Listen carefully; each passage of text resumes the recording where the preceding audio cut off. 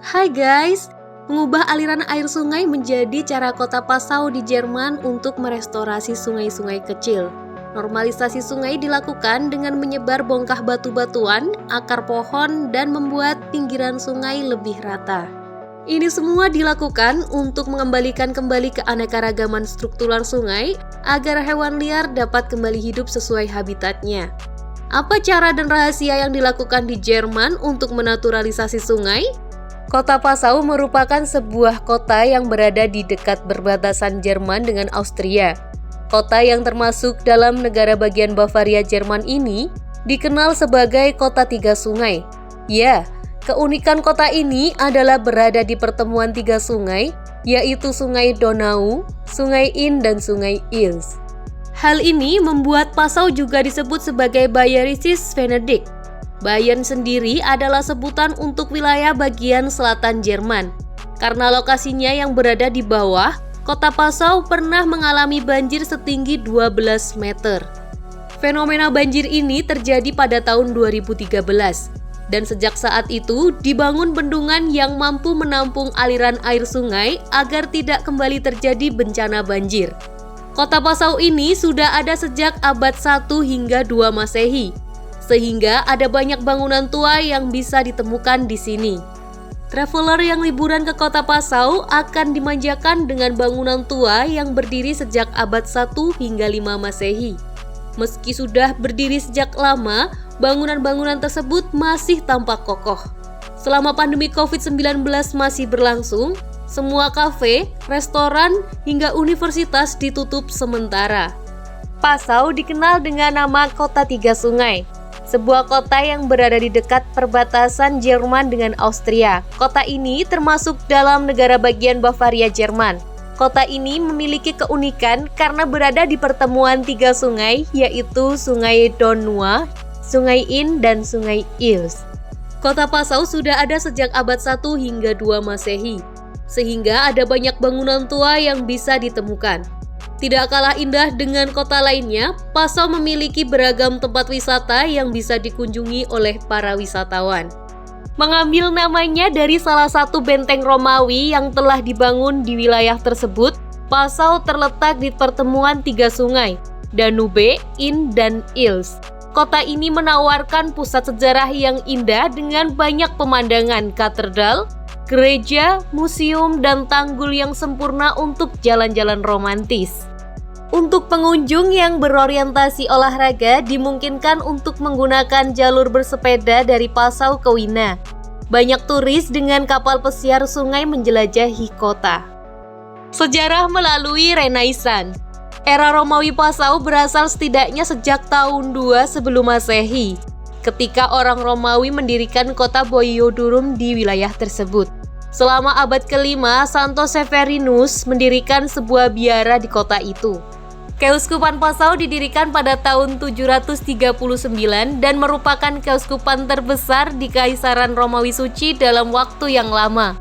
Daerah tersebut terbukti menjadi pusat perdagangan utama yang berspesialisasi dalam simpanan garam.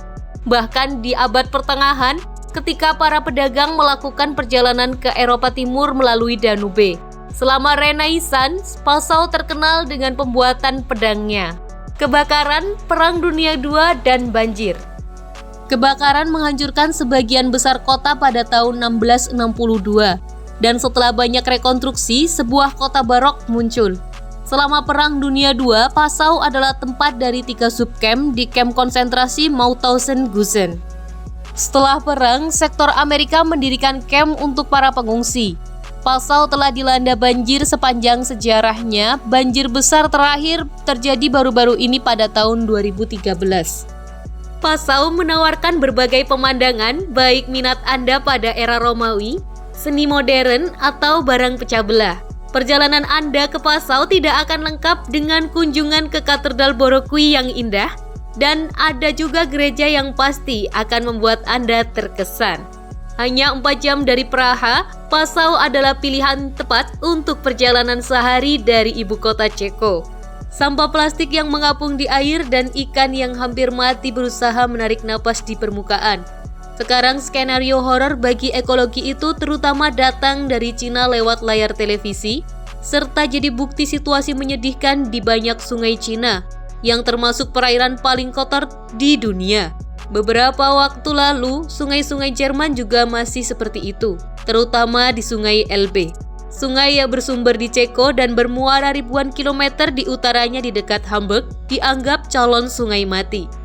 Hingga penyatuan Jerman tahun 1990, Jerman Timur menyalurkan air kanalisasinya ke Sungai Elbe tanpa dibersihkan terlebih dahulu.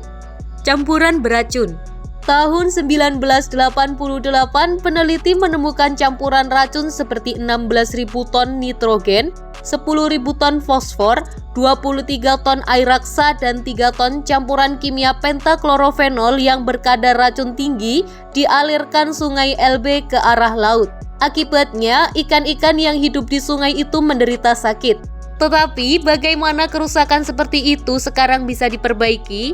Penutupan banyak pabrik di bekas Jerman Timur, pemurnian air limbah dari kanalisasi yang terus-menerus dilakukan, serta peraturan lingkungan yang ketat telah menyelamatkan Elbe dan sungai-sungai Jerman lainnya.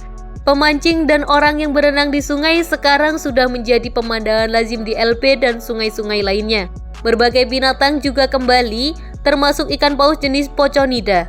Ikan paus itu di awal tahun mengikuti ikan kecil mangsanya ke perairan Elbe. Datangnya mereka jadi bukti bahwa air Elbe semakin sehat.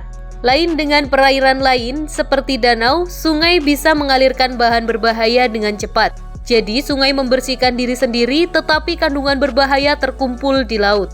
Hanya di sedimen-sedimen sungai, sekarang bisa ditemukan unsur beracun. Akibat banjir bandang seperti tahun ini, bahan-bahan racun itu bisa tersebar.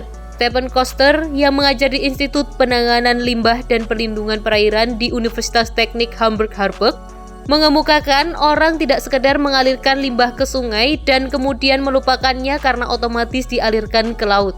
Orang sekarang lebih banyak berinvestasi pada permurnian limbah.